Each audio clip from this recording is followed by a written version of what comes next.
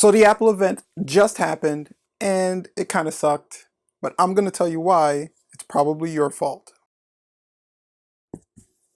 Let the download begin.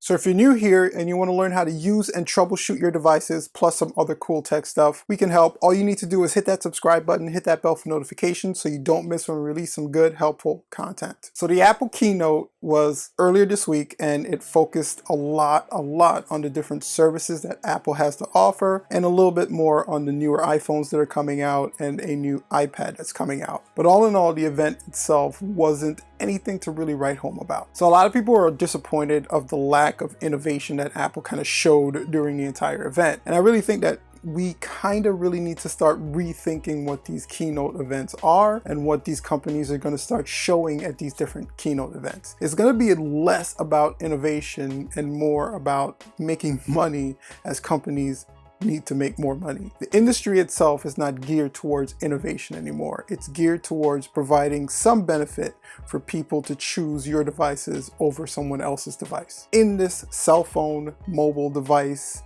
mobile tablet industry, innovation does not equal profit. And Apple's a company, and a company needs to make money. The formula is actually pretty simple, folks. Let's do some math. Now, it's going to be really intricate math, so stick with me here. Lower cost while selling more equals profit. See, Apple knows this, and it's kind of adjusted its strategy to kind of now look at the market in a different way. So I see what you're doing here, Apple. They're not focused on innovation anymore. They're focusing on providing a kind of service package that will either keep the customers they currently have in the Apple ecosystem or bring new customers over that are not getting access to those services on other platforms. If you think about it, Apple TV and Apple Arcade are an exact example of this particular strategy. If somebody is on an iPhone or an iPad or in the Apple ecosystem itself and they have access to this Apple TV Plus or this Apple Arcade and their friends don't, they're going to probably want to buy an iPhone to gain access to this exclusive club that you can only access through Apple devices. And the more services they sell, the more monthly fees they can charge, and the more money they're making without making an investment in really innovating anything. See, I think what Apple's kind of realized is that you can only innovate so much. There's only so much innovation that can be placed into a cell phone or placed into a tablet, and we've come to a point where technology is evolving so much that nothing really surprises us anymore. There's nothing a company can do that will really emulate that feeling of seeing the iPhone for the first time or seeing the iPad for the first time. All these devices now exist, they're out there,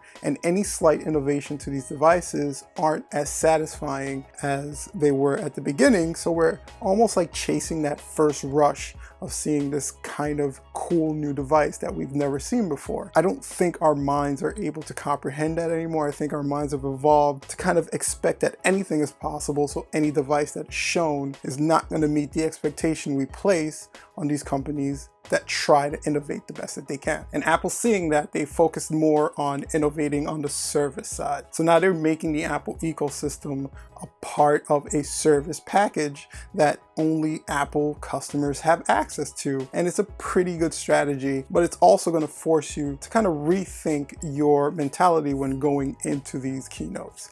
You're not really looking for innovation anymore. You're looking for what services and what offers a company can give you that can sway you over to their piece of technology. And since Apple really does lead the market in a lot of ways, you're going to see a lot of different companies start doing things like this. You're going to see Samsung probably kick that into gear within the next couple of years. Their partnership with Windows is definitely a big start to that. You're going to see other Android companies try to sway you with the different services they have to offer, because cell phones are cell phones. They're going to be similar. They're probably going to have a better camera. They're probably going to have a better screen, but there's not going to be some crazy innovative thing that's going to get you to buy this cell phone over that.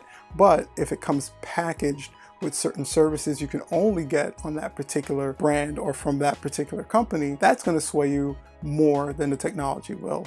And of course, a cheaper price. So if they can offer something that's really price effective to the average consumer while still servicing the non-average tech consumer, but also have services packaged in, then they'll definitely be able to compete or even win the mobile game going forward. So in short, I think we should start really lowering our expectations on innovations and start looking at the services and the different things that these companies have to offer, and go into these keynotes with a mentality that you're not going to be surprised, you're not going to be wowed, but you are going to get information and a pitch on why you should choose one service over the other. Innovation is not dead, but it's not at the forefront of mobile technology anymore. Services is. So guys, do you agree or do you disagree? Share your thoughts and comments in the comment section below this video. If you want to learn a little bit more about customizing your iPhone, go ahead and click on this video here. This video is something that YouTube thinks you would enjoy watching. Don't forget to hit that subscribe button and that bell for notification. And until next time,